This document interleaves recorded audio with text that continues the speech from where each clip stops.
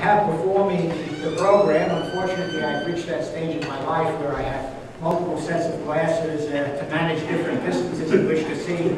But the one distance I have yet to conquer is where I stand between myself and this document that sits in front of me.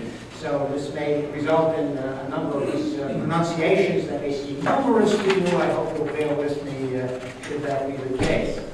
Our first speaker, who will speak for about 20 minutes, is Professor Paul Lawrence Rose of Pennsylvania State University. He will talk about Muhammad and the Jews of Medina and Khaybar in modern Islamic anti-Semitic mentalities, a subject of compelling interest and much difficulty.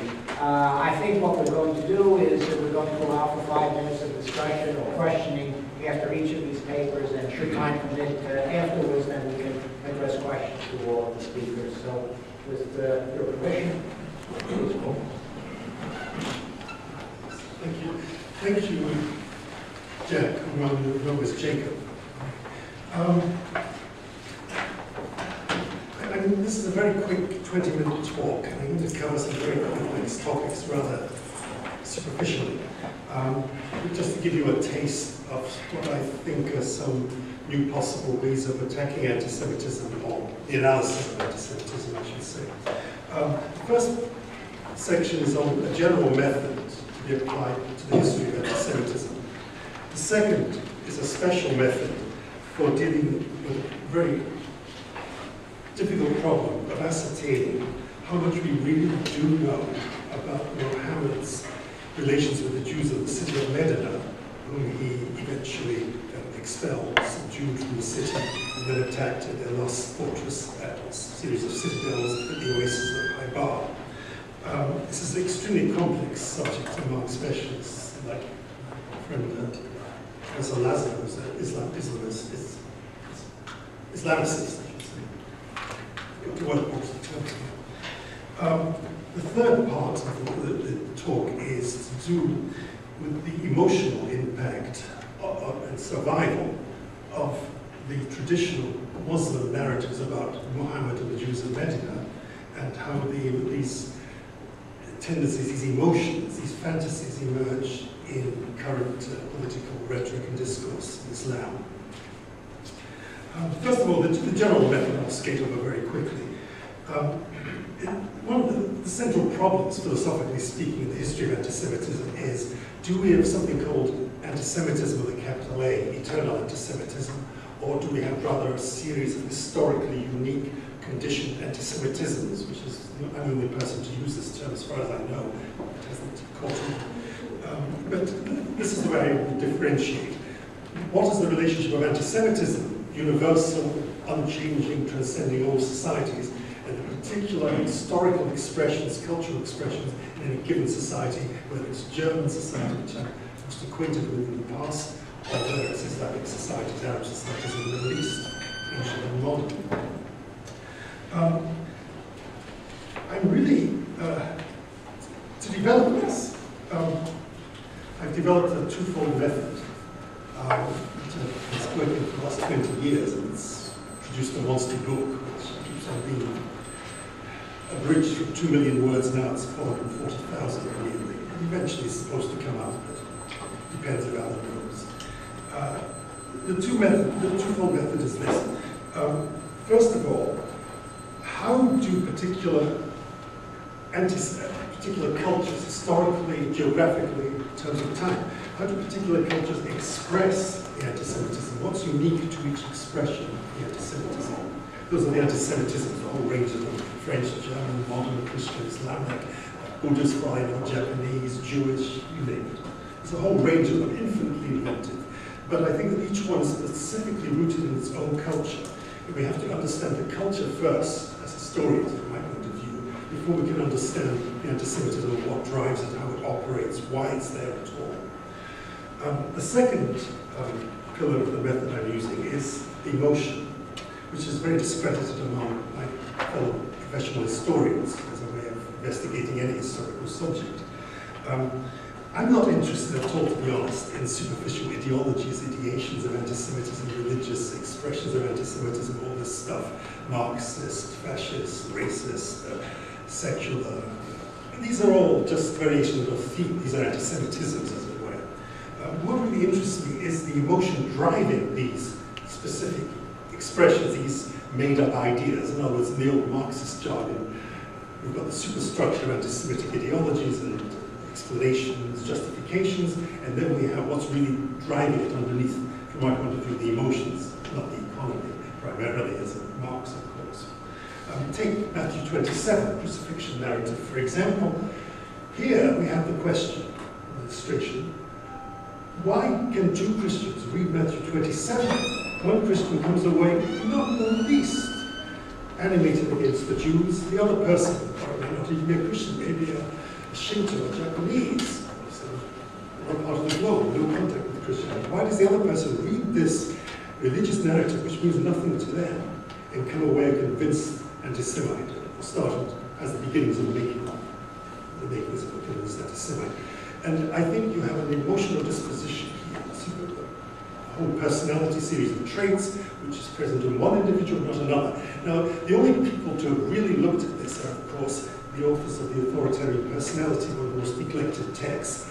I don't subscribe to any of the sociological views of Horkheimer and Dorn and so on in The Authoritarian Personality, but it is a tremendous treasure trove of interviews, psychological interviews, explaining the nature of particular anti-Semitic personalities, and their mental structures, their realms of sensibility, mentality, feeling, and so forth. And the rational explanations are absolutely pointless. There's no point in looking at rational explanations. You must go straight for the emotions.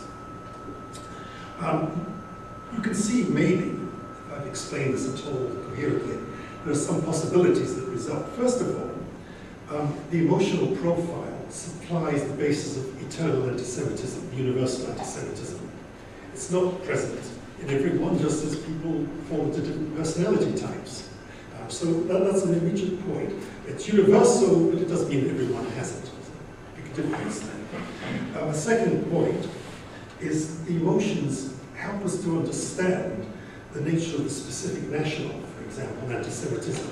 I mean, the case in point is, of course, obviously German anti-Semitism, which is more known as a debated point. And from the point of view of today, Islamic anti-Semitism, Arab anti-Semitism. If you look at those cultures, and you see what you might call the deep anthropological cultures in those societies, then you can begin to characterize, I mean, I'm speaking very generally here, certain cultures as hysterical in a clinical sense almost, certain as well-balanced, others as open to compromise, and so on and so forth. Some are preoccupied with the concept of honor, others with treachery, insecurity, fear, violence. Each society has its own deep society, culture, which anthropologists are very well aware of. So once you look at the whole social culture, I'm not talking about national character here, which is an old discredited, simplistic notion. It's something much more complicated. It's an environment we're dealing with here, but not a simple national series of institutions or something like that. So you can see how these two methods, I think, can be very fruitful.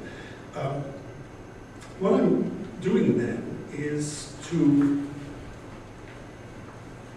try and get beyond the symbolical, simple, descriptive, narrative histories of anti-Semitism that dominate the field right to this very moment. People interested in the superficial ideas and all the rest. I want to get to the real emotional driving forces and why they are expressed in certain idea patterns. In the case of Islam, I'm going to summarize that very quickly. I mean, the culture, and here you can accuse them of being a racist or whatever it is, which doesn't matter to me because it's a non-category as far as I'm concerned. In the Islamic case, we have clear expressions of rampant emotion. If you saw Menachem Wilson's clips this morning, which are quite shattering in their cumulative effect, you'll know what I mean. You feel it if you put your mind back to this morning and show you those clips. I mean, this is a series of completely jumbled, chaotic, contradictory anti-Semitic cliches, whether they're Christian or blood libel, or whether they're Islamic, or whether they're secular or nationalistic, or whatever. It's idiotic in terms of rational debate and discourse and analysis. But they have a cumulative effect because they flow together seamlessly, because they are expressions of pure emotion. It's pure fluidity of emotion that's driving them. And that's what we're looking at today to some degree. Going on now to the specific problem method of Muhammad and the Jews, I'm not going to, if you want to read the details of the early Muslim sources, you can look at the wonderful collection by old Andrew Boston, Legacy of Islamic Antisemitism. Read them for yourself, they're quite hair-raising. The problem there, of course, with Boston's material, from a professional historian's viewpoint, is that he isn't able to discriminate between the nature of each source and how to control it. I mean, a source can say anything. The point is whether it's the truth or not, the historical truth. How to recover the historical canon from these very early Islamic sources is a big problem among professional Islamic historians. I'll just sum it up very briefly for you. I mean, basically, we've known at least 100 years that there are big problems with the collections of sayings of the Prophet, and one of those you read about this morning is the one about the stones in the trees hiding the Jews and so forth. It's a big crux of debate how authentic this is. It wasn't really said by Muhammad. And we know that a lot of these hadith, as they're called, are forged. However, in recent years, there's been a tendency to separate legal and theological sayings of the Prophet from the historical ones. And I think most mainstream historians are now inclined to accept the historical ones as more authentic. Another big problem is what's called the Sirah, the first biographies of the Prophet, histories of the Prophet, which date from the 8th century, well, 150 years after Muhammad. We know what time does to historical memory, and so on. And here there's a big debate. The revisionist historians, say Patricia Crowe and others like that, argue there's a circularity problem here, that we cannot know if any of these stories are true at all. In fact, she regards them as parts of a storytelling tradition. She thinks they grew up, these accounts of the Prophet's relations with Jews, in order to explicate various very obscure verses in the Quran. Then, with the Quran itself, we have a problem of controlling the sources because we don't know the exact precise datings of a lot of the verses, whether they're authentic or not, and this is a matter of intense disputation right now between schools of historians at YIISA now. So this is a circularity problem. We can't use the Quran to control biographical material, the stories. We can't use the stories to control the Quran. It's circular. What my method is to take the earliest agreed authentic text of Islam, except for possibly that's the Quran, and use this to control in a triangulated way the Quran and the biographical material, the Sirah. This is a very complex operation. Why it's worth pursuing, it hasn't been done so far, to my knowledge by any serious historian, is because why it hasn't been done, basically, is no one's thought of it. But apart from that, let me start rephrase this. According to Patricia Crowe, she cites what's called the Constitution of Medina, dating from possibly 621, 622 AD, which is concluded, a series of treaties concluded by Muhammad with the Arab tribes and the Jewish tribes of Medina. She cites this as undeniably authentic, but she has never ever analyzed it in her writings. And this seems to be an amazing omission for a serious revisionist historian. To admit the Jewish problem in Muhammad, when the earliest text we have is allegedly a Jewish text, a treatise with Muhammad. But anyway, even the revisionists admit it's authentic. Once we have that, we can use, as I said, use it triangulatingly and use various techniques to establish, to control the Quran and the early biographical material. And this is what I've done in this book, a new book I just finished, finishing. It's very complex and it's going to not convince many people, certainly not all, but I think it's an exercise worth doing. The basic facts, again, just to resume very quickly, are that Muhammad comes to, he's invited to Medina as a sort of conciliator or something like this to stop the tribal warfare. It's a Jewish city founded by the Jews, still over half the population is Jewish in 621, 622. The Jews are allied with various rival Arab tribes and clans and fight on their behalf. The Constitution itself is not a single document. It's portrayed by the earliest writer on Muhammad as being a treaty with the Jews, but it's not. It only includes the Jews. It's basically a series of layers of 7 or 8 treaties, some of them very fragmentary, concluded over Muhammad's time in Medina.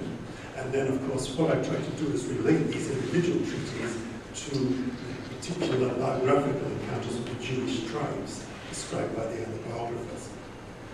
I'm not going to go on any further here, except to say that the main tribes in Nanda are exiled from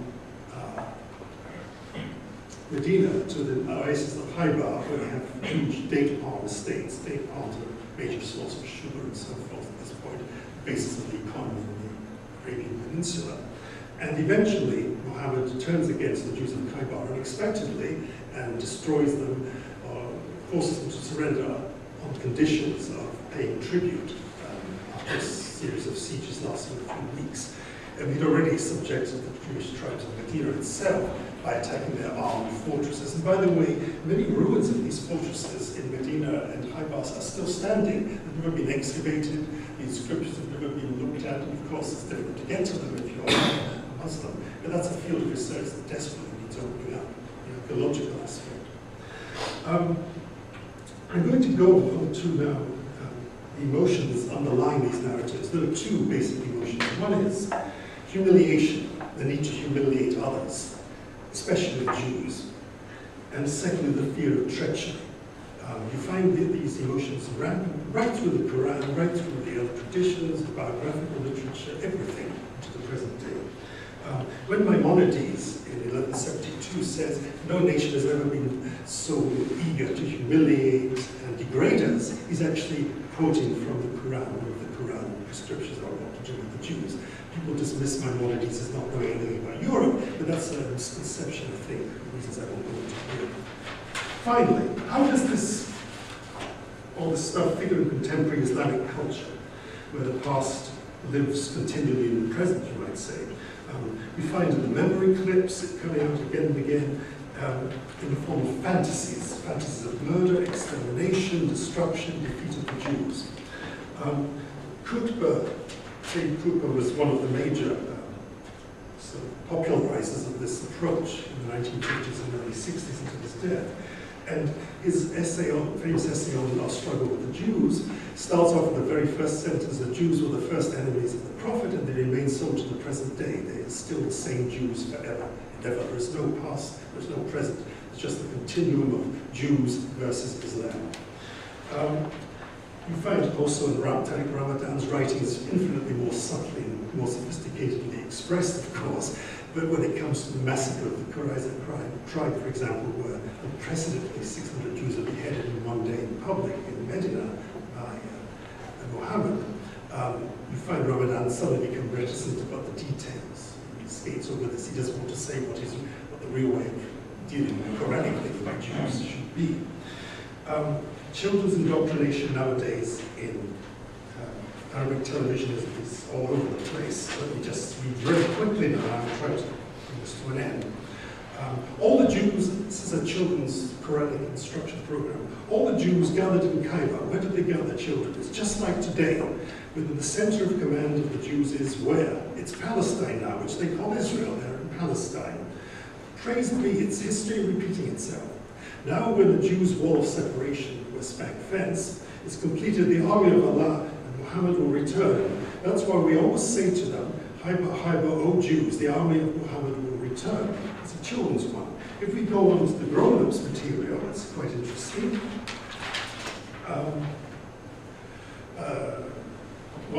Last year, Hazem Imam, one Egyptian imam, he says it's a whole lecture on Haibar, the destruction of the final Jewish holdout.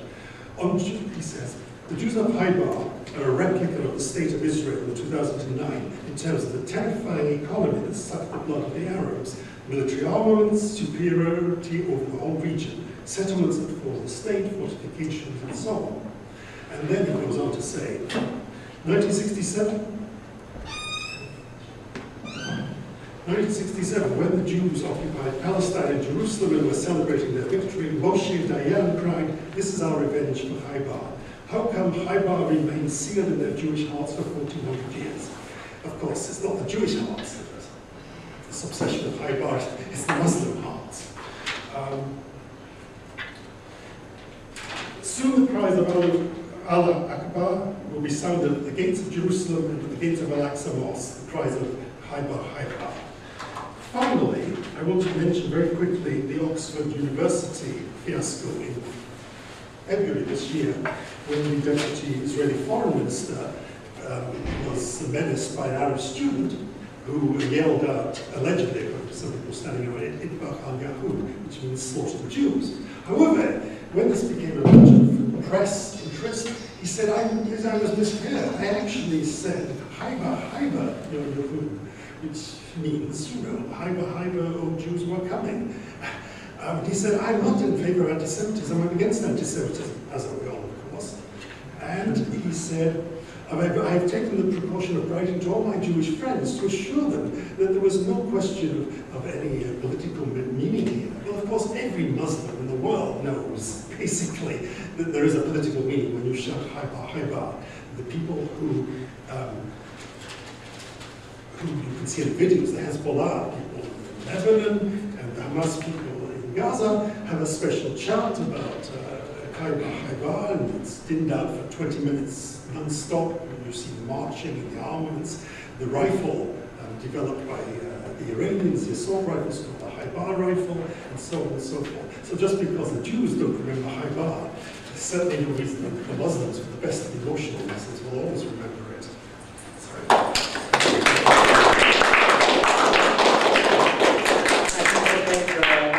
Questions from the floor. Anybody have a question? Yes.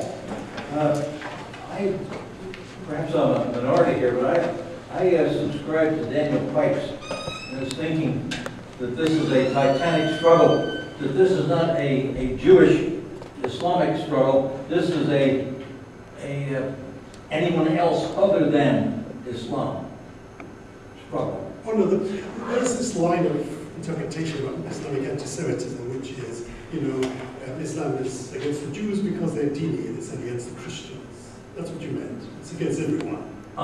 Even you and I are eligible for death, yes, because yes. We're not we're not infidels. The point here, though, is a critical point, is that there is that. Plus, there is a specific charge of additional anti-Semitism against the Jews. It's especially for the Jews. It's quite clear in all the rhetoric of Islam right from the beginning. And there are countercurrents to it. You want temporarily a softer line, practically a softer line.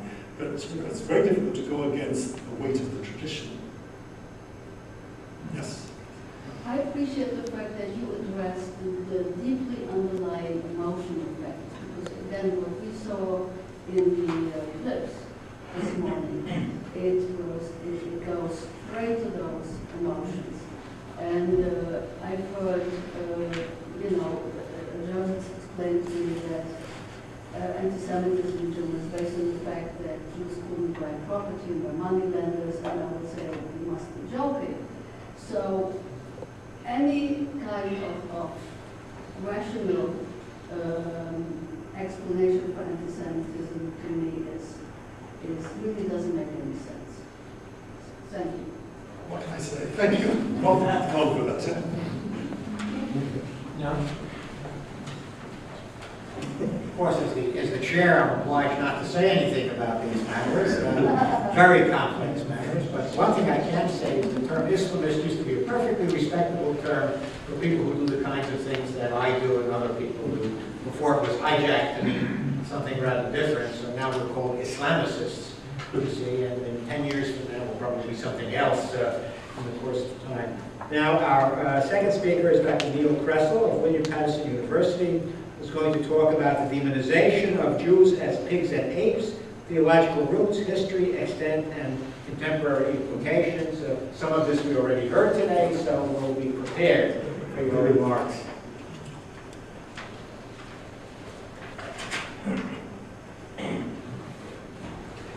This is obviously for everybody here a very unusual audience compared to who most of us usually deal with. And for me, most of the people who I deal with don't know that there is such a thing as Islamic anti-Semitism. And they really think that there's an Arab-Israeli conflict, and that primarily in the minds of a lot of them, and I'm I teach at a state college in New Jersey. A lot of them are thinking of it as not much more than a traditional conflict where two sides are fighting against each other and they don't like each other. And that's the level of specificity of knowledge, of the detail of knowledge that they have. So the paper that I'm going to be presenting to you today is actually a piece of a book that I'm working on. It's a small section of a book that I'm working on, which is dealing with the way that people seem to avoid and ignore, and they're ignorant about Muslim anti-Semitism. And obviously this is entirely the wrong audience for that, because you're all at this conference. The second way that my approach differs, though, aside from this kind of speaking to a general audience that really does not know too much about this, rather than speaking to experts, the second way is that my background is in social psychology.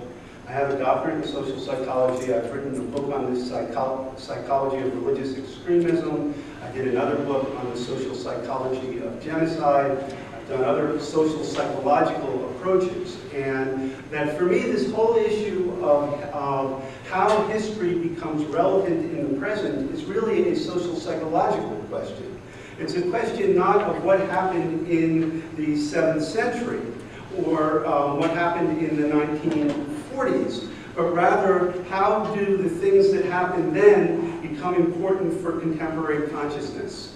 In other words, in what ways are these historical events, for example, what Muhammad did and what the Jews, as far as I can tell, from what I've been reading, we don't know too much about the Jews who were living in Arabia before Muhammad got there. And so we really have very little sense of whether we would like these people, not like these people. The actual historical reality, whether they did something wrong, didn't do something wrong, is more or less irrelevant.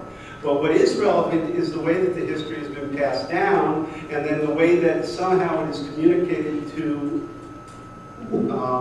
masses, and the way that it becomes psychologically relevant and impels people to action and affects their other attitudes. So that's really the general approach. But the specific paper I'm going to focus on, though, is this issue of pigs and apes. And that if you want to make the case right off the bat that there's a problem of anti-Semitism that goes beyond just the Arab-Israeli conflict, I think that the notion of pigs and apes and the way, and some of the quotations about them are a very good way to make that point. Now, I know I'm supposed to push a button here to get my thing going, but I can't find the button. The screen went away. So if this works, I'll do it, otherwise I can go on. You see? Okay, now.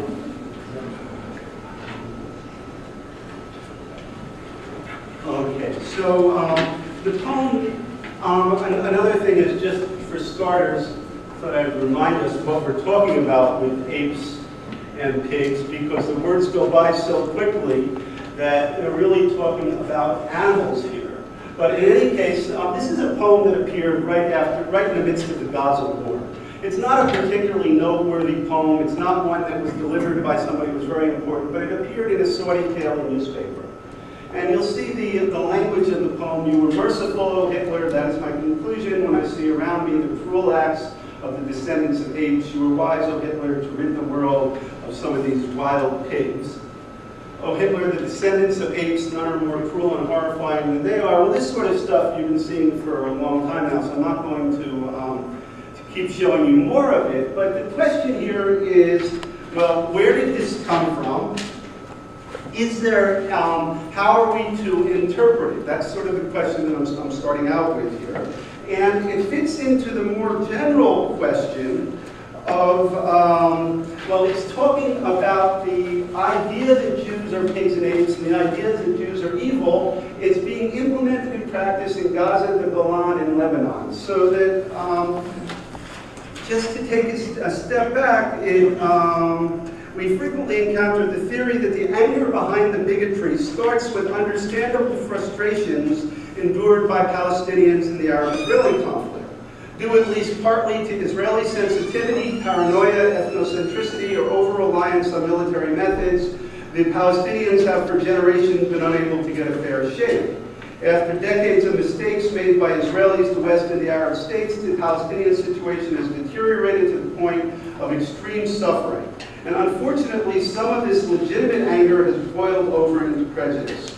Along with the Palestinians, and acting mainly out of similar motivation, many other Arabs and Muslims have experienced indirectly the suffering and pain of their brethren and have joined in the hostility to Jews. But that this prejudice to Jews is not like old-fashioned bigotry, rather it is an outgrowth of a political conflict, and its solution is at bottom political. This is the argument that you really encounter among people who know something about there being Islamic anti-Semitism, but they don't really want to engage it as prejudice. This is the reason you won't see it, for other reasons as well, in racism and sexism classes. They're taught in colleges all over the country, but you will very, very rarely see somebody talk about anti-Semitism, and if you do see it talked about, you'll hear people talking about dead anti-Semites, or you'll hear about anti-Semitism coming from the extreme right. You'll hear about them coming from the comfortable sources, but you won't hear about them coming from Muslims. Now, one way to evaluate this perspective is to examine the content of anti-Jewish messages delivered in recent years. And one thing we can do is, first of all, this whole idea that it started with Gaza. That's a really naive view, and you do hear that expressed. Many people will point to a spike because of Gaza. In other words, there was a lot more, the 2009 Gaza war, you'll see a lot more anti-Semitism after that, but there are some people who believe that that's really the reason for it. And to that, you can at least go back 10 years, or you can go back, certainly if there are historical reasons in recent history. But the real question is, how far back do you have to go in history to find the sources of this anti-Semitism? And that I have here let's see if I can, this is a sermon that was, a lot of these come from those same memory things that everybody else sees. But anyway, it says, this is a Friday afternoon sermon. It says, in the protocols, the Jews included their plan, and they go on and it just talks all about the stuff from the protocols of the elders of Zion. And you'll see this is very classically lifted from the protocol mentality.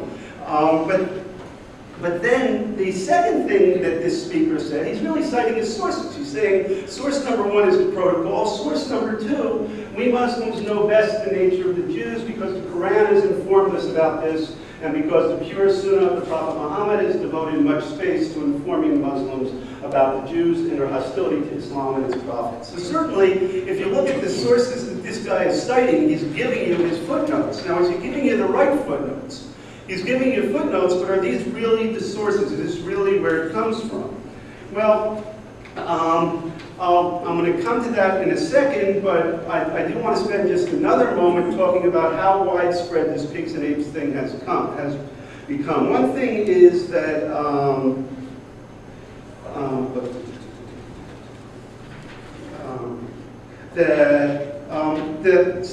Sheikh Tantawi, when he died recently, if you read the New York Times obituary of Tantawi, you'll see that they represented him clearly as a wonderful moderate. And then if you went from one newspaper to another, you would find that every single one of them treated him as a moderate. And he was a moderate in a lot of ways. He was in favor of women's rights in a manner of speaking, in that context. You could view him as fairly moderate on that. He was against 9/11 and some of those sorts of things, but he clearly was not. But if you can be a moderate and say that Jews are the enemies of Allah, the descendants of apes and pigs, if you can say that, and if you can write a doctoral dissertation which basically goes on and on and on about this sort of thing, you've got to wonder about what it means to be a moderate.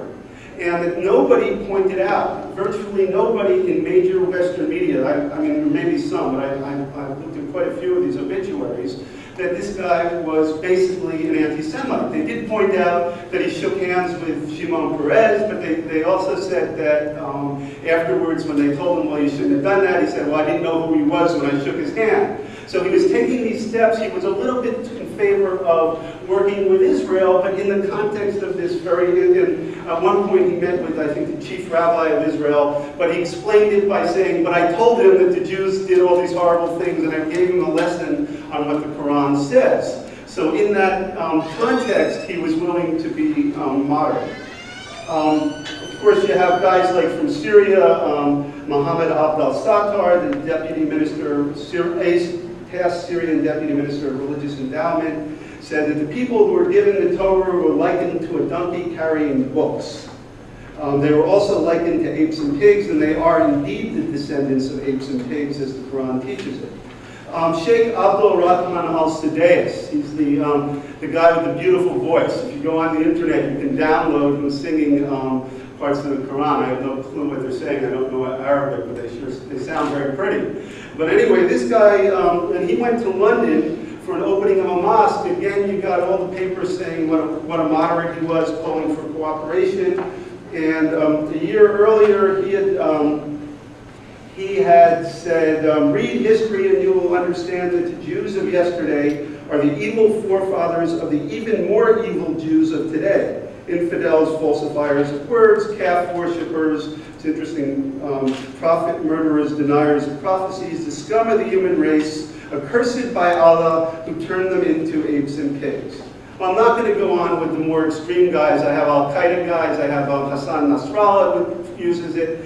You really find that Al-Zawahiri uses it. You find it all over the place. You also find that this is, that when they draw pictures of Netanyahu or of Sharon in the past, they use pig snouts.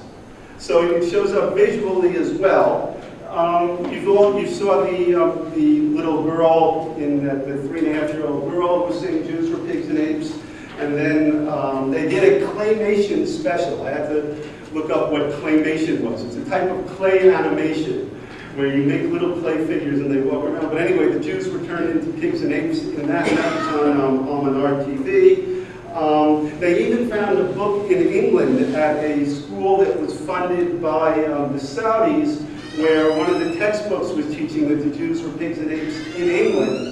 And then when they told the principal of the school about this, she said, well, we don't use that particular part, but we still want to keep the book because other chapters are good.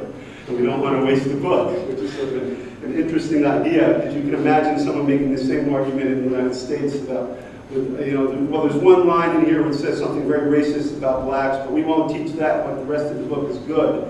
Anyway, they put pressure on her and she finally pulled it back. So where does this come from? Well, if you go to moderate Muslims, they will give you an answer which sounds to me quite reasonable. And I think if I were a Muslim, I would buy this and I would see nothing wrong with it. If you read the actually what happened, it's just some Jews who didn't follow the Sabbath.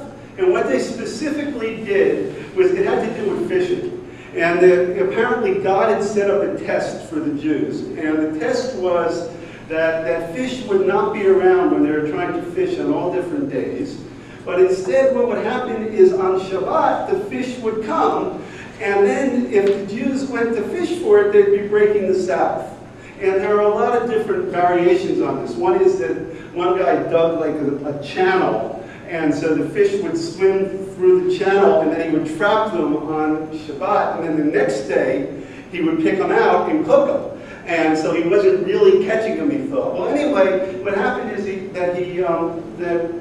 there's a lot of different versions of these things. I mean, you really do have to go back to the history, and I'm not the guy to do it, but if you read through the different early commentators, one person says one way of doing it, one person another, and they all generally, though, agree that it was some Jews, not all Jews, and that they were turned because they violated their own Sabbath rule. I think it's, given how little we know about that period, and just trying to take a guess about where this story came from, I wouldn't find it implausible that there was a Jewish story like that, a local Jewish tradition that just didn't survive. There's nothing, in other words, in those days, turning people into animals was not such a weird thing. And if you look back, YIISA Lichtenstein, I guess, I don't know how to say her name, but anyway, did some very interesting research where she looked at, well, why pigs and apes? And apparently, if you look at different cultures around that time, pigs, of course, we know Muslims don't eat and they were looked on as detested, but apes in particular, there's a long history of how the apes were viewed as demonic and as very, very evil animals. So it was no accident that it was turned into pigs and apes, but the message may well have been simply that we turn people who violate religious laws into pigs and apes. Bad things happen to them, so you shouldn't do bad things. And the message could have been intended for Muslims, and it's also more generally saying that this new body of religious law is superior to the old body. And the reason that it is superior is because this old body had been corrupted. And so there's an important idea of presenting the Jews as somehow following a corrupt body of religious law, that they've gone off in the wrong direction. And so anyway, you could take the modern message as, well, it's not such a bad thing. It's just giving a moral message here, and it has nothing to do with contemporary Jews. There's also the idea of whether these Jews actually, whether these apes and pigs reproduce. The basic argument is that the most common view is that they did not reproduce. There's also an argument on whether if they did reproduce, are all the apes and pigs now descended from those? And there was I guess it's a Syrian minister of some sort who was arguing that all of contemporary pigs are descended from Jews, and that is precisely why Muslims aren't supposed to be eating them. So I'm running out of time here. I do want to make a few concluding points. Let me just click ahead here. That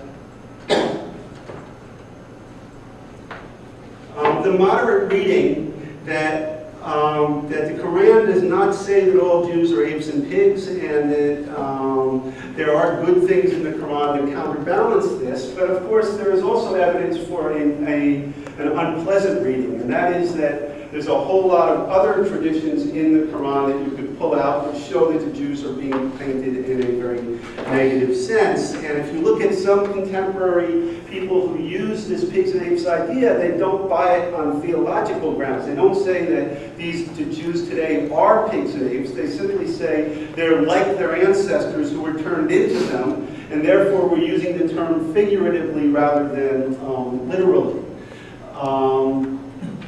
Let's see, really almost out of time. Okay, let me just finish up very quickly. This idea of thinking of people as animals. In the social psychology of genocide, that is a precursor to genocide. That's one of the things that's one of the very clear, this dehumanization and demonization are the first steps that are almost always taken towards people before you kill them. And so this should not be taken lightly. This is not like some bad nickname, but rather for people who use it, it's a type of dehumanization. And then more generally, I just want to make one quick point about the whole argument about the origins of Islamic anti-Semitism. How much should be attributed to the distant past, how much to the recent past, how much is even more contemporary than that. That the historical foundation, the validity of the historical roots of a prejudice aren't what accounts for its intensity or its resilience. So in anti-Semitism, that it was, if you take the argument that Islamic history was a very fine place for Jews for many centuries, that does not mean that it somehow is less intense or less embedded in the culture today. The embeddedness of a belief in a culture is a social psychological function, not a historical function. It doesn't matter what happened in 1400. What matters is how much is it tied into your current socialization practices, how much is it tied into your contemporary value system, how many people in your culture buy it, how the leaders react to it. Those are the sorts of things that determine the intensity of a belief, and not the question of whether a culture was actually historically bigoted during those centuries. And I say this because this pigs and apes language that we hear right now we would not have heard this 200 years ago, 300 years ago, 400 years ago, 500 years ago. You'd see it, you could find it. But the frequency and the intensity of use of this language is very much a contemporary phenomenon, even though its roots are very far in the distant past.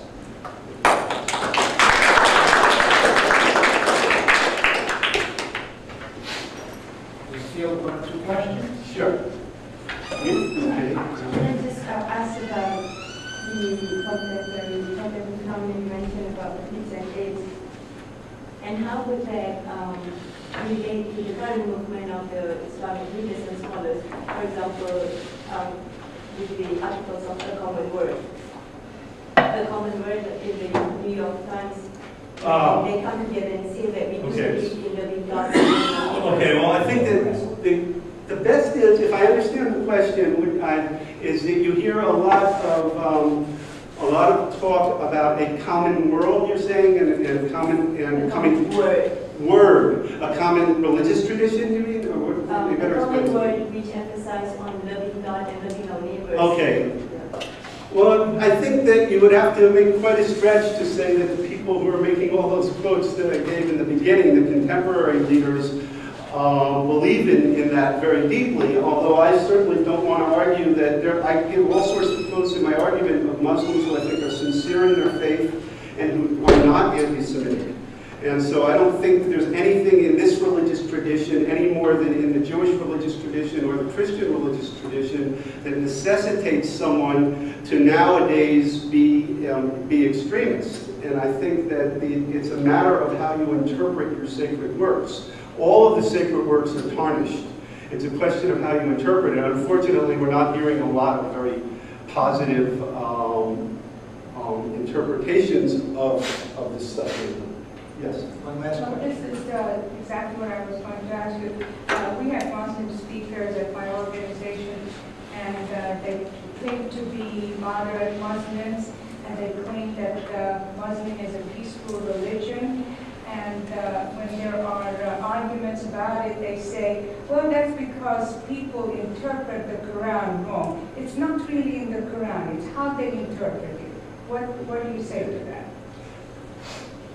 Well, I think that the question of who counts as a moderate is a very critical question, and just there are moderates and there are moderates. However, it is possible for somebody, there aren't many, but it's possible for somebody to say that I follow Islam, and this is what this says in the Quran, that certain Jews were made into pigs and apes, and I say that type of punishment was because they didn't follow their own laws. It doesn't apply to Jews today. I think these guys who say all those crazy things that you read in memory are crazy, and I'm not siding with them, and I make a clear distinction that they are not following my religion, and they're doing it wrong. And I think if somebody says that, and they say that sincerely, then you take them at their word. The problem is that some people try to simply deny that all this is going on, and that type of moderate who says, well, Muslims really don't do any of this, and they talk more generally about Islam, and they don't make the distinction,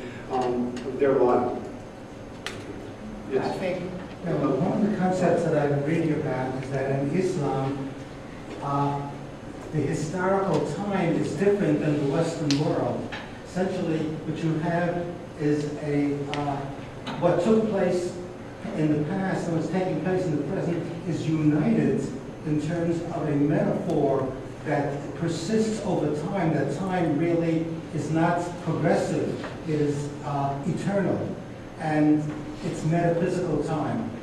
Does this fit in with the idea, essentially, of that what the Quran says is not just limited in that time, but is a persistent metaphysical truth? Well, that's interesting, and I think that obviously in Islam there's not the same break with the religious scripture that you see in some of the other religions that have made their peace and war with the Enlightenment. But I think it's a little general. I mean, I think that to make a speculation about how people perceive time without studying them and all that, I'd be careful. Well, Spengler did this many years ago. let me just reinforce your point by saying, having written the book on that subject, I think you're absolutely right. call it a day. However, moving right along, we have the last of these papers by Dr. David Sokol. Is this a paper or are we doing It's going to be a video. Oh, so everybody has to vacate. They can't sit there. Okay. On the Grand List of Jerusalem. Yes. Thank you. Yeah, well, I'll stick to the time because the video is exactly 20 minutes. So. But I could go over in my introduction. No, the thing that I wanted to say to introduce it is that, not scientifically, but if I have a stack of books on books that were published by the Mufti, I think about one book a decade was published on the Mufti until 2001. And after 2001, I have a stack this high at all. And it's become a really relevant story. I don't know how many of you have read the Stieg Larsson books, the Swedish mystery, the girl with the dragon tattoo. Well, the third one is called The Girl Who Kicked Over the Hornet's Nest. And I think Professor Herf and maybe Professor Kitzel are the men who kicked over the hornet's nest in a way by discovering these Turk translations of the Mufti's broadcasts. It really moved me to reevaluate the whole situation of what's going on in this thing. And so what I do is I spend a lot of time drawing and doing art, and a lot of time thinking and writing about anti-Semitism. And so I put them together in this video with the idea not to dumb it down. It's only 20 minutes. It's not a dumbed down version, it's an introduction. And it's packed full of things. So we just got to admit there are a lot of people who aren't going to read Lethal Obsession. It's 4,000 words. It's a great book. But some people got to know this story, but they're not going to read scholarly academic books. So my hope is that people learn about the origins of Islamic genocidal anti-Semitism, and that they see this, and a lot of people see this, students, artists, general public see this, and they're moved to read and understand further about this terrible history. So that's the backstory. And could you turn this on, because it's just a black screen. Anyway, I better go.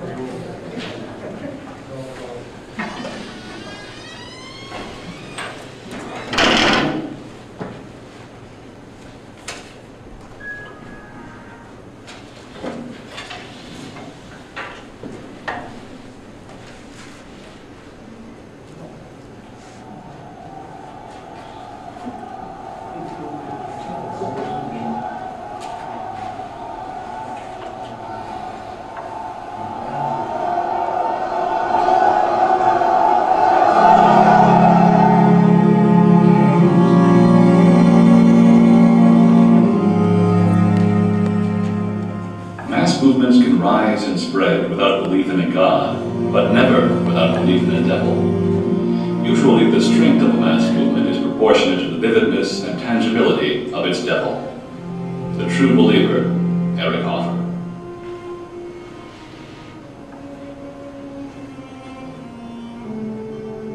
Genocidal anti-Semitism is an invention of the 20th century. It is a contrivance of the confluence of two worldviews. One of these worldviews was evangelized by a diminutive Arab with blue eyes and red hair, Amin Husseini from Palestine. The other was developed by the frustrated artist Adolf Hitler. Husseini represented radical Islam and Hitler, the Nazi Party. After the First World War, the Mideast was being carved up by the Western European victors. As Husseini tried to monopolize power, he ruined Palestine's chances for a viable government. In the process, he ordered the murder and torture of thousands of his own people and hundreds of thousands of his foreign enemies. As a young man, Husseini was a teacher and a bureaucrat. He hailed from one of the two most powerful clans in Palestine. He had very little religious training, but this did not stop him from bullying his way into a powerful religious position. Palestine was being ruled by the British, and Husseini sought the opportunity to have his clan take charge. Stirring up hate for British and Jews was his strategy.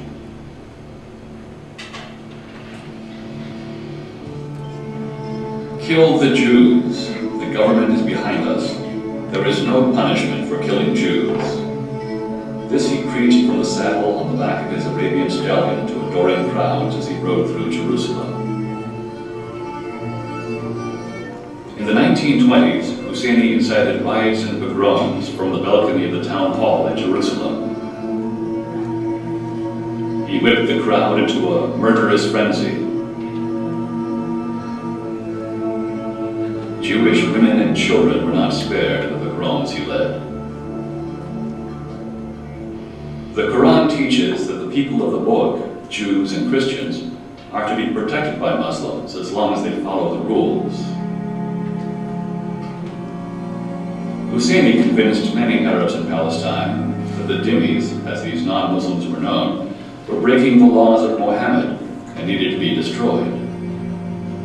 After this series of riots, the British banned Husseini and he fled to Syria with his thugs. A few months later, he was allowed to return with no consequences. Ironically, it was a British Jew, Sir Herbert Samuel, who appointed Husseini as Mufti and added the gratuitous prefix Grand to make his title the Grand Mufti. It was certainly one of the grandest mistakes in history, a mistake that would lead to no good for Arab, Jew, or Christian. Samuel's action helped establish violence and tyranny in the Middle East for the next 100 years.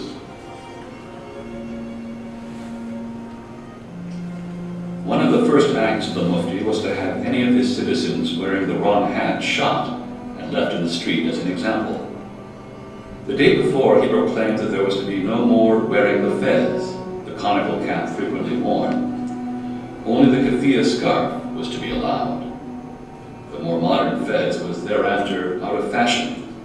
Death was the fate of any Palestinian who openly disagreed with the Mufti. At this time, Hitler's biography, Mein Kampf, was translated into Arabic and becoming a bestseller, which it still is to this day. Hitler's star was rising in the Middle East. By the 1930s, moderates were becoming scarce in Palestine. The Mufti incited the Arab Revolt in 1936, ostensibly to revolt against the British and Jews. His real motive was to kill off Palestinians who might have wanted peace. Many more Arabs were killed over the 3-year Arab Revolt than Christians or Jews. It was in this period that youth groups learned the Hitler salute, which is still in use among terrorists in Palestine today. The appointment of Adolf Hitler as Chancellor of Germany in 1933 galvanized much of the Middle East. The Mufti immediately contacted the German Consul General to Jerusalem and offered his services. There were Muslim sects who considered Hitler a saint born on earth, as predicted in Islamic lore. The obvious obstacles to the collaboration between Hitler and Arabs was no deterrent to the Mufti. The Mufti had the foresight to see that these obstacles could be overcome, that an Islamic-Nazi alliance could be achieved. Hassan al-Banna was the founder of the Muslim Brotherhood in Egypt. The Mufti led the Palestinian branch of the Muslim Brotherhood. The Muslim Brotherhood depended for its success on the development of hatred for Jews, the West, and cultural modernity. In the 1930s, Nazi representatives went to visit the Muslim Brotherhood in Egypt. Adolf Eichmann and other Nazis helped the Muslim Brotherhood strategize their war on Jews and the West. Eichmann helped them set up spy networks and youth groups designed after Hitler Youth. In 1937, the British governor of Palestine was stabbed to death on the steps of the Church of Nazareth in Palestine. Everyone knew that the Mufti was responsible for the murder, but before he was caught, he changed into Arabic women's clothing and slipped out of the country. In 1941, Winston Churchill ordered the Mufti captured dead or alive. The Mufti was now on the run in Syria, Iraq, and Iran. He was protected by local governments and Axis powers. The Mufti spent 1937 through 1941 running in hiding in the Middle East. At the same time, he was building his base among jihadists, nationalists, and anti-Semites. Iran was the last country the Mufti took refuge in before fleeing to Germany. When he arrived in Tehran, the Jews fled like mice smelling a cat. They knew wherever the Mufti went, pogroms were soon to follow. Iran had a very strong pro-Nazi population. In fact, the changing of the name from Persia to Iran is from the word Aryan, as in the master race. It was an attempt to curry favor with Hitler.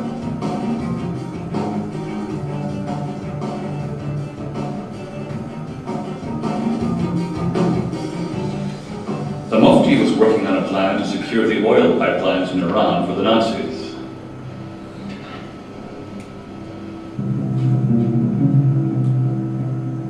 His plans were interrupted by Churchill's devotion to stopping him. Iran began to lean toward Britain as an ally. Iran was no longer safe for the Mufti. In 1941, he fled off to Rome for a short visit with Mussolini. After years of hero worship, the Mufti got his dream come true, a sit-down with the Führer himself. The Mufti was ready to make his pitch for a strong alliance between the Muslim world and Hitler. The Mufti promised to raise a Muslim Nazi army, help with sabotage and propaganda. Just as Hitler made genocidal anti-Semitism a requirement of Nazism, the Mufti made murdering Jews a requirement of Islam. It was at this meeting in 1941 that Hitler was recording his most explicit admission to his plan for the final solution. The Mufti was later to write in his memoirs that it was at this meeting that Hitler told him, "The Jews are yours." The Mufti only requested that Hitler give him access to the scientific methods Hitler had invented to solve the Jewish problem. The Mufti also wrote in his memoirs, "Our fundamental condition for cooperating with Germany was a free hand to eradicate every last Jew from Palestine and the Arab world." Did the Mufti know about the ovens? In a radio report he made in September 1944, admonishing the Europeans for not being strong enough in getting rid of the Jews, he said, "Are you not able to overcome the Jews whose numbers do not exceed 11 million? It was common knowledge that before the war there were 17 million Jews in Europe. Using the number 11 million showed that he knew before anyone outside the Reich that 6 million were gone."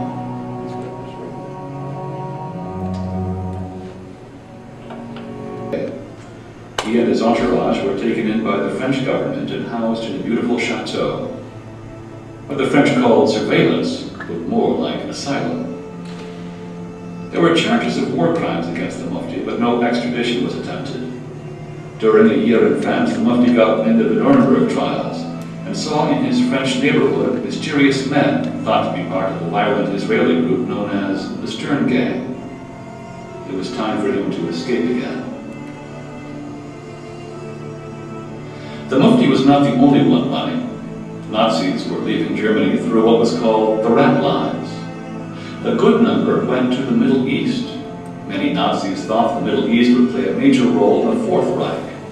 The Mufti would be an important liaison between the escaped Nazi and Middle Eastern governments who wanted their skills. Then it was announced in the British House of Commons by the Scottish Under-Secretary of State in charge of Foreign Affairs, "The Mufti is not a war criminal in the technical sense of the term, since he is not an enemy national or a person who served in the enemy forces." Behind-the-scenes maneuvering clearly resulted in appeasement.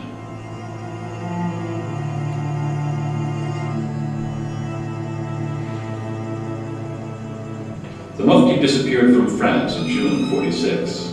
The Mufti shaved his beard, dyed his hair, put on a Western suit, took the passport given him by the future Prime Minister of Syria, and fled to Egypt. No one in the highest levels of Western government made any attempt to stop him. He did leave a thank you note to the French.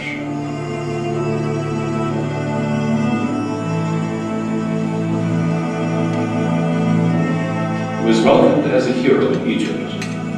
Hassan al-Banna, the head of the Muslim Brotherhood, sent a threatening letter to the government of the United States.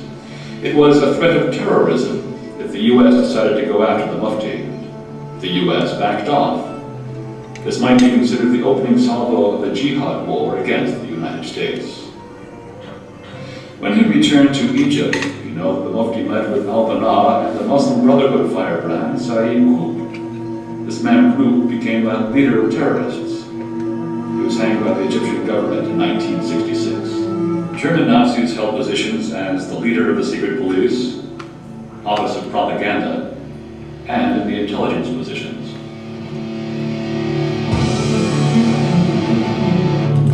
Assets of millions of dead Jews were stashed in Swiss banks, and much of it controlled by an old friend of the Mufti and Adolf Hitler. François Junot was a longtime supporter of the Nazis and Arab terrorist groups. He kept the Mufti well supplied with funds. He also funded a project started by the Mufti, which was the founding of an organization named Al-Fatah, which would become the Palestinian Liberation Organization. Another evil seed Junot planted was the founding of the bank known as Taqwa Bank, translated as Fear of God Bank. This bank was eventually shut down for funding Al-Qaeda. These are some of the indisputable facts connecting Nazi intelligence and money with violent jihad. In Egypt, a break was occurring between fundamentalists and the secular government. Many of the Muslim Brotherhood were forced to flee to a welcoming Saudi Arabia. Some Nazis went along with them.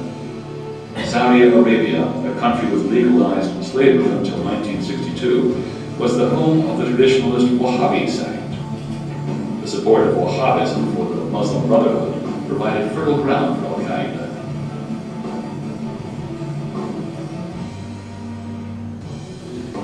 Between 1947 and the Mufti's death in 1974, 800,000 Jews, many of whose ancestors had lived in the Arab world for thousands of years, were thrown out of their homes and forced to leave.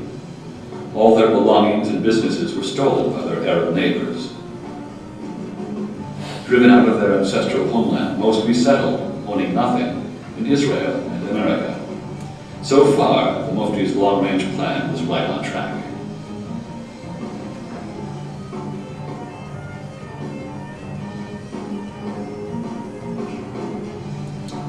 When the Mufti started Al-Fatah, he appointed his so-called nephew, a member of the Husseini clan, to be its leader. This disciple called himself Yasser Arafat. Yasser Arafat has referred to the Mufti as his hero and has taunted the West for never being able to punish this accused Nazi. Referring to the Mufti, Arafat is quoted as saying, "I was one of his troops."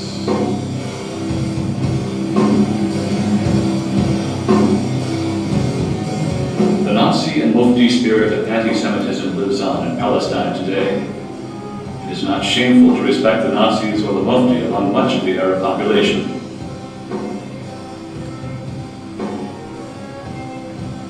The plan continues. The time will come, by Allah's will, when their property will be destroyed and their children will be exterminated, and no Jew or Zionist will be left on the face of the earth. Hamas TV. The Mufti demanded that there never be peace with Israel. Hamas follows this credo.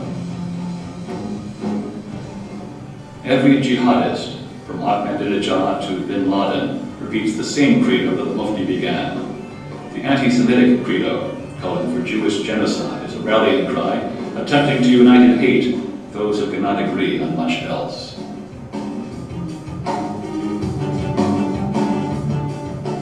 The Nazi train left the German railway station and headed for the Middle East.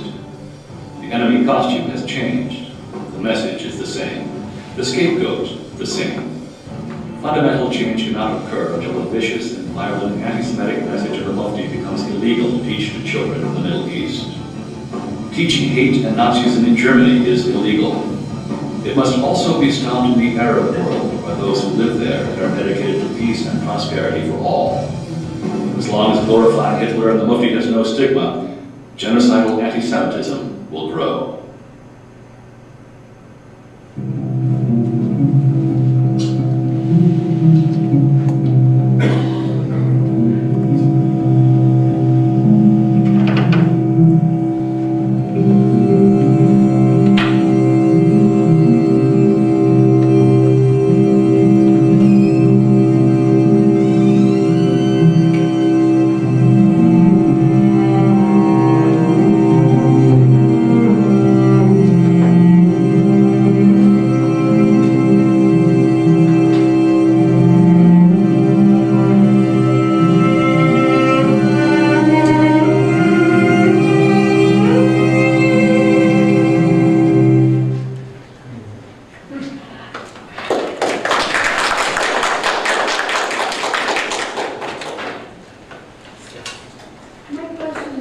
why this really an important story and critical decades of post-war, post-World War II history has been fairly unknown, except for specialized scholars for most of the time.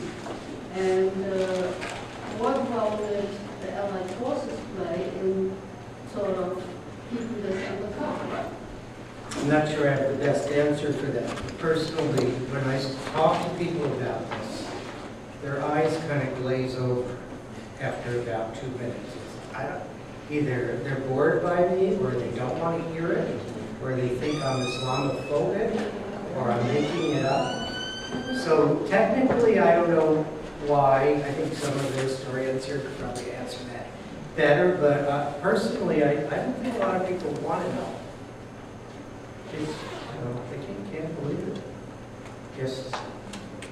Yeah, I think one reason is that forgetting what Husseini did in World War II should be understood as part of the conservative climate of Cold War anti-communism of the early 1950s.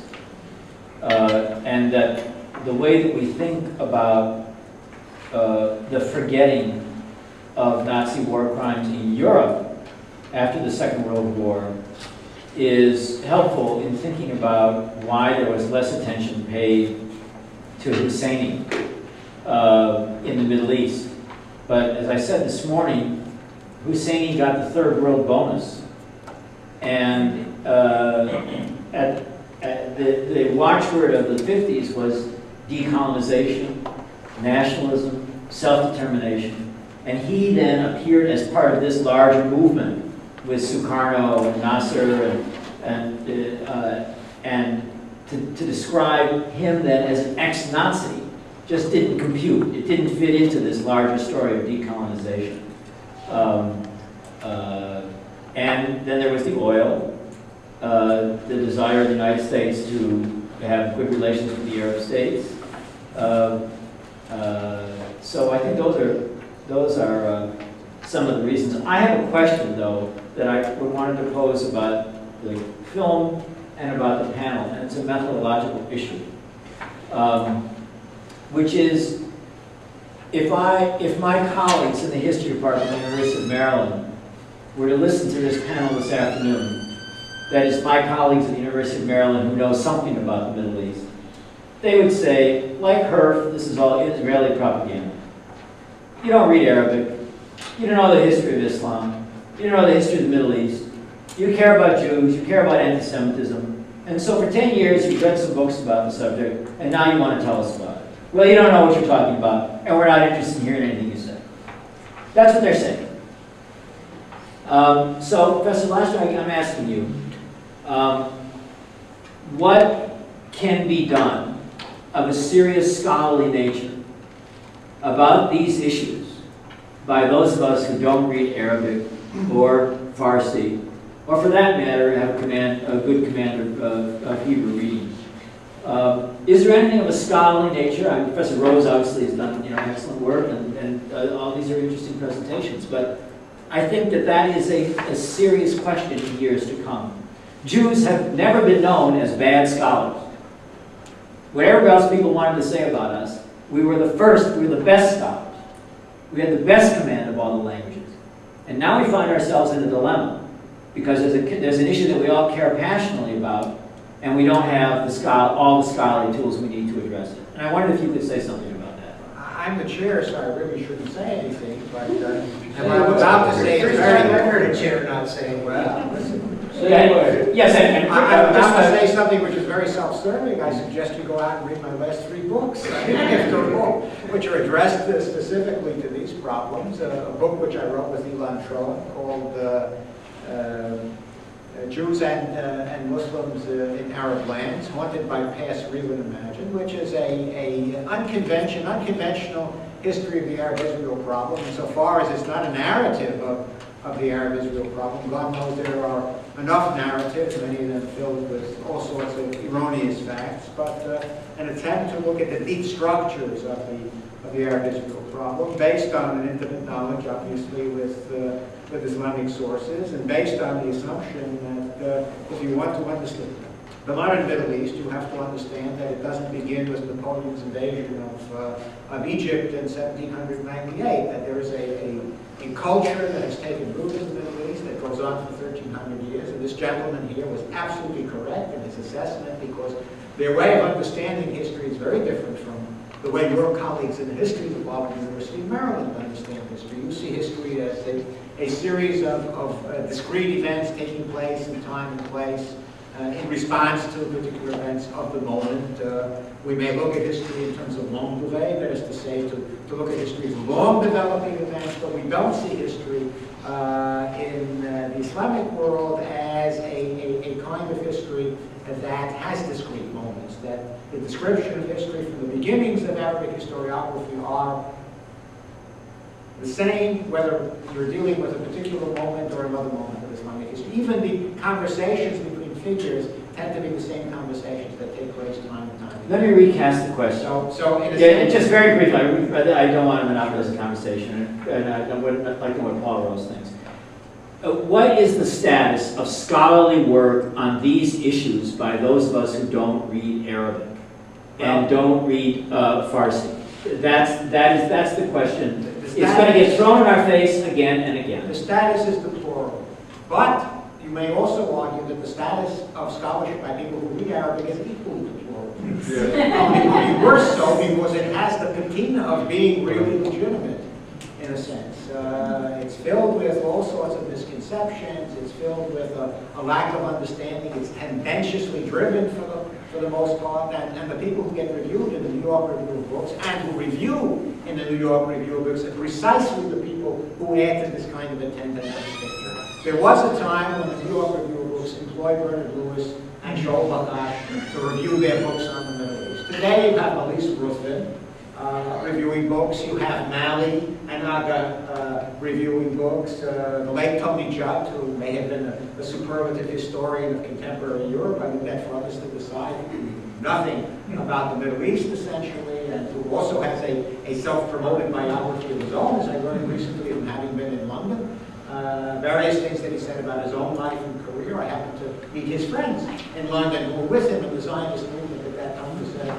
As they say in Hebrew, there are no bears and there's no forest there, in a sense, all an invention of time. So, you know, the state of Near Eastern scholarship as regards the modern history of the area, in particular the Arab history, is absolutely deplorable, whether you read Arabic or don't read Arabic. Now, the real problem comes not only from the inability to read Arabic. Now, to do the Arabic problem, you also have to read Hebrew.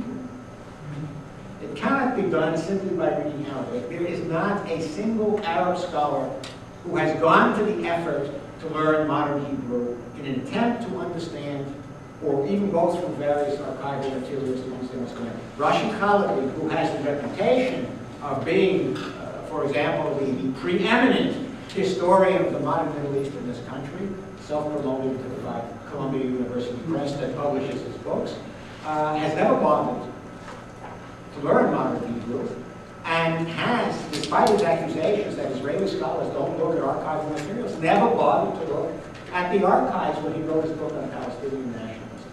Now, I'd be very interested, now that the book has come out in a new edition, to see whether the new edition really contains a new introduction that brings it up to contemporary times, or whether he really went back and looked at archival sources. And I don't think he did. If you compare his book, for example, on Palestinian nationalism, which is about this thin, which really stops in around 1920s, or 1936 actually, with the Great Revolt. You compare his book to Shukla Porat's two great volumes written by an Israeli scholar on the emergence of Palestinian nationalism. Porat has about 800 and some odd pages. Khalidi has about 200 and some odd pages. Porat went through 26 distinctive archives. Khalidi went through 1 or 2 archives and a number of letters and the like. You see the difference between serious scholarship on the one hand and tendentiously driven drivel on the other hand. You won't see that. I mean, there are no such judgments can be made because the reviewers, the institutions that do the reviewing, it's all in the hands of people who don't know anything. I mean, more specifically, I mean, if I would say it's material. But he's not a specialist on on the Middle East. I mean, Said, your colleagues may even find criticism of Said. They can't find criticism of Rashid Halabi because he allegedly is a historian. He's a serious historian. I just want to say that the label Orientalism is applied to any of Israeli historians who read Arabic.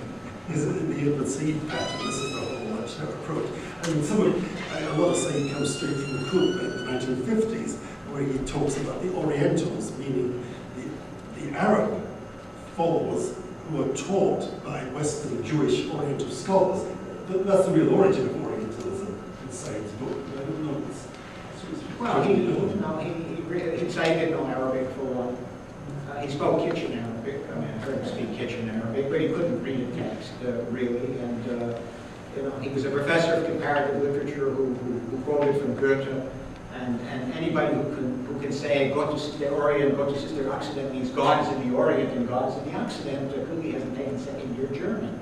I mean, to see something as glaring as that, or other kinds of areas. I mean, the scholarship is so terribly erratic; it's beyond imagination. But it doesn't carry because no one will get off. Well, people have actually said this, including people who are sympathetic with its political views. But it doesn't seem to create, or didn't create, any. You can just answer this question that you have. The problem is that the Arabic is very difficult, but at the same time, the mindset. The mindset of even non-Muslim American scholars of the Middle East is primitive. It accepts the most basic truisms and narratives. I mean, things you wouldn't believe by anyone. I mean, that's their whole historiographical conceptual framework. It's really crude and primitive, whereas the Israeli primitive is much more positivistic in that sense. It's much more valid, but it's not the whole story yet. So you really do need the two, but you also need English and German progress. Look, I mean, you can understand, I think, let me give you an analogy, the German, anyone in this room who doesn't read German, could, if they read a few interesting books about Hitler and Germany, could begin to understand, get inside the German mentality without knowing German. And I think it is possible with Arabic, despite what the colleagues like to say. But this is all professional turf guarding and so forth. The point is the historiographical conception is no better or worse than anyone who doesn't read Arabic. So it's a waste of time. What is the best-selling book for anyone who wants to know anything about Islam? Who is the one author? Karen Armstrong. Karen Armstrong. Total ignorance. Karen Armstrong is the best. If war breaks out tomorrow in the Middle East, there will be a desk at Barnes & Noble. And there will be a desk at Borders. There will be a desk at every conceivable bookstore with about 50 copies of Karen Armstrong's books, and these books will be books. No, she's an apologist for murder, by the way. If you look into the treatment of But it's interesting to see with a lovely little story about Karen Armstrong. I might wine when we went to London. I had dinner with the former director of MI5 shortly after 9/11, and I said, well, how are you going to cope with this? It's very different from Irish terrorism. And I said, yes, well, what are you doing? He said, well, we're all reading. I said, what are you reading? And he said, well, I'm reading Karen Armstrong's Life of the Prophet. And I turned around to someone on the other side and said, Christ, that's a shitty book. You know, if MI5 is relying on Karen Armstrong for insight, this is actually true. Isn't that what they have caught up since. Professor is fighting this battle in academia, which is very important, and breaking ground in academia, which has its own parameters and values. But who really influences public opinion? Who influences public policy? It's the voters. Are my senators going to see this? I'd rather have them see this than read Karen Armstrong. Are they going to say, do you read Arabic, David? No. So there's like a trickle-down thing, and I think that it's important that we get access, and the people who see that mainstream stuff, they really don't. There's another aspect, which I think both Jeffrey Hurd and Matthias Kunstler referred to, which is that we are only now beginning to see the archives open up, certainly the American and British archives, even the Israeli archives. And there are plenty of researchers out there scholars who are now beginning to work. If one thinks of Ian Johnson, who's not an academic, he's a journalist, a world-class journalist, and his book, Mosque in Munich, really is a revelation. If you read that together with Professor Hurst's book, and Pius's book, you really, and Bassam Tibi's work, you begin to see the opening up of the whole story. And there will be others. We don't necessarily have to rely on one person who's going to be fluent in Farsi, Arabic, German, and Ivrit to, as the savior. There are going to be a whole selection of people, all expert in small areas, who will begin to look into the archives. And slowly but surely the story will come out. We just have to encourage it. I'll tell you what the problem is. The problem is that the American Academy is a self-policing institution. And every constituency is only responsible for its own turf.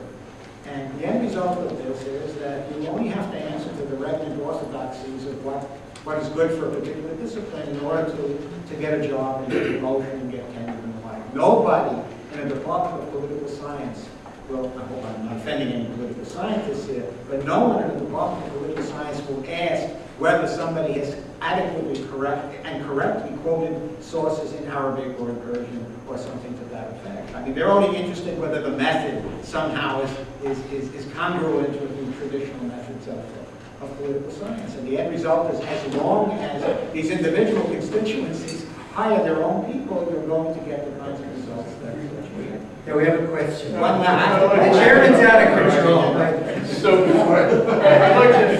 I'd like to make one comment on your question, Jeffrey's point, which is the resistance to hearing this. I mean, it seems to me that one of the great underreported stories of the last decade has been precisely this kind of genocidal incitement in the Muslim and particularly in the Palestinian world. And I think that one reason is that people really don't want to know how bad it is.